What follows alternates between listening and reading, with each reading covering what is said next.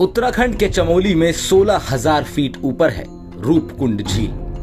नाम रूपकुंड, लेकिन पहचान कंकालों से होती है। कंकाल, ये शब्द सुनकर मन में एक डर पैदा होता है, क्योंकि कंकाल मौत से मेल खाता है और मौत डराती है।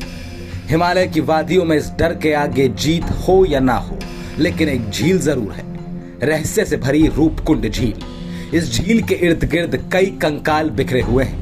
ये कंकाल किसके हैं, कब के हैं, क्या हुआ होगा यहाँ?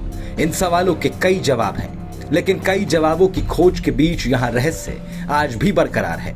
रूपकुंड झील बर्फ से ढक जाती है और जब बर्फ पिघलती है तो झील के पानी में कंकाल तैरते दिखाई पड़ते हैं। क्या है इस रूपकुंड झील के कंकालों की कहानी, इस वीडियो में आप जानेंगे।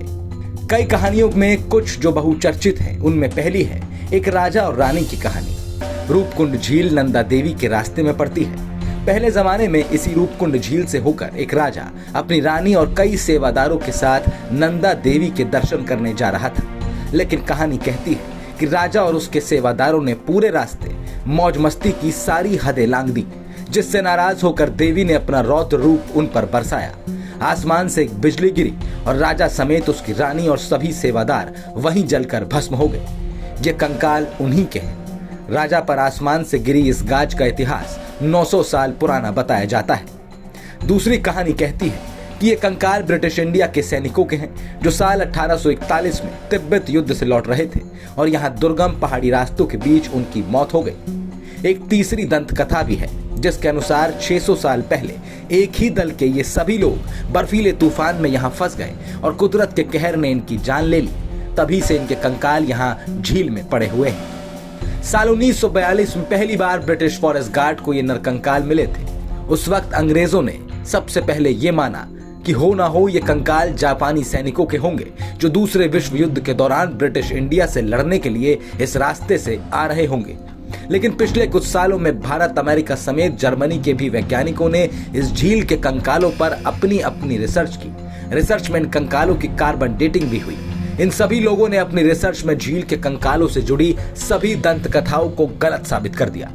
कुल 72 कंकालों पर की गई रिसर्च बताती है इनमें से कुछ कंकाल 1200 साल से भी ज्यादा पुराने हैं। ये सभी कंकाल एक ही जगह के लोगों के नहीं हैं।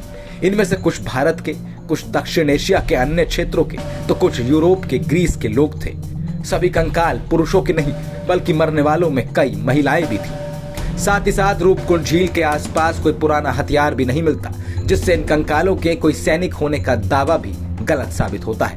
साथ ही साथ बड़ी बात यह भी कि ये सभी कंकाल एक ही वक्त के नहीं हैं। इसका मतलब यहाँ अलग अलग लोग अलग अलग समय पर आए और मारे गए। कंकालों पर हुई रिसर्च बताती है कि मरने वाले अधिकतम लोग स्वस्थ रहे होंगे। ऐसे में किसी महामारी की आशंका भी नहीं लगाई जा सकती। तो फिर यहाँ हुआ क्या था? अलग अलग भौगोलिक क्षेत्रों से ये लोग यहाँ आए क्यों थे? तो फिर यहाँ हुआ क्या था? अलग अलग भौगोलिक क्षेत्र से ये लोग यहाँ आए क्यों थे? अलग अलग समय काल में इनके दल एक ही झील पर आकर कैसे फंस गए? कौन सा तूफान इनको निगल गया? ये सवाल आज भी जिंदा है और चमोली की इस झील को रहस्यमय बनाए रखता है। लेकिन इन सभी रहस्यों के जवाब समेटे हिमालय के पहाड़ आज भी वैसे ही खड़े हैं। अगर कोई यंत्र इतिहास को अपने भीतर समेटे इन पर्वतों से बात कर सके, तो रूपकुंड झील के नरकंकालों का रहस्य खुल जाएगा।